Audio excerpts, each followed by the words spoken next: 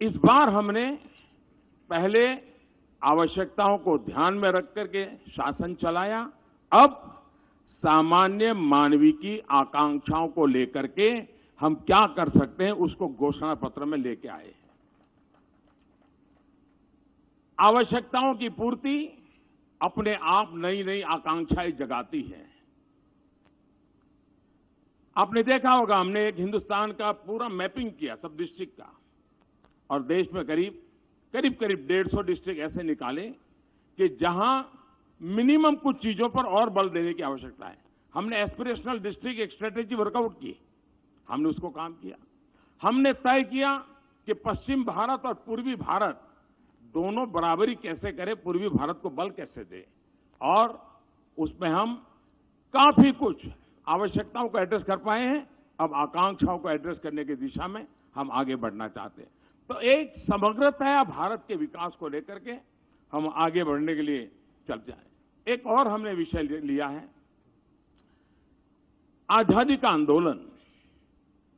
देश में सैकड़ों साल की गुलामी के दरमियान कोई वर्ष ऐसा नहीं रहा है हिंदुस्तान का कोई न कोई कोना आजादी के लिए लड़ाई लड़ता रहा है।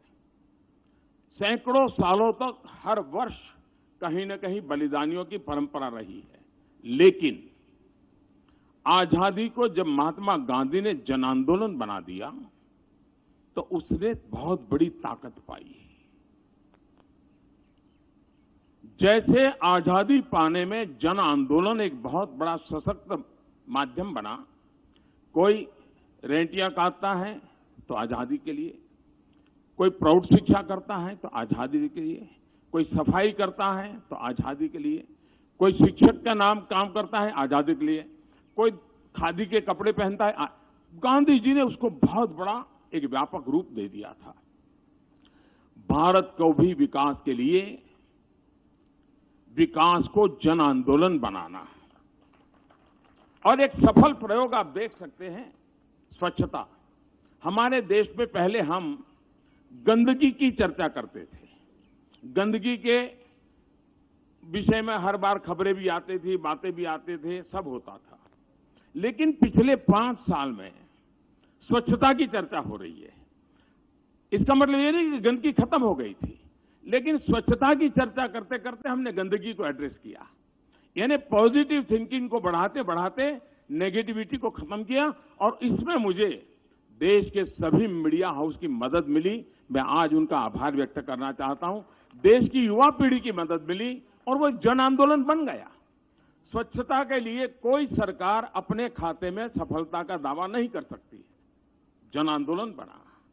जब जन आंदोलन बनता है तो कितनी बड़ी सफलता मिलती है। और इसलिए हम विकास को जन आंदोलन बनाने की दिशा में केंद्रस्थ विचार लेकर के चलना चाहते हैं। ये भी सही है कि आखिरकार गरीबी से लड़ना है तो 50 साल के सारे प्रयोगों ने बताया है कि दिल्ली के एयर कंडीशन में बैठे हुए लोग गरीबी को परास्त नहीं कर सकते हैं। हम लोग भी एयर कंडीशन कमरों में बैठते हैं, इसलिए मैं कोई किसी और के लिए नहीं कह रहा हूं।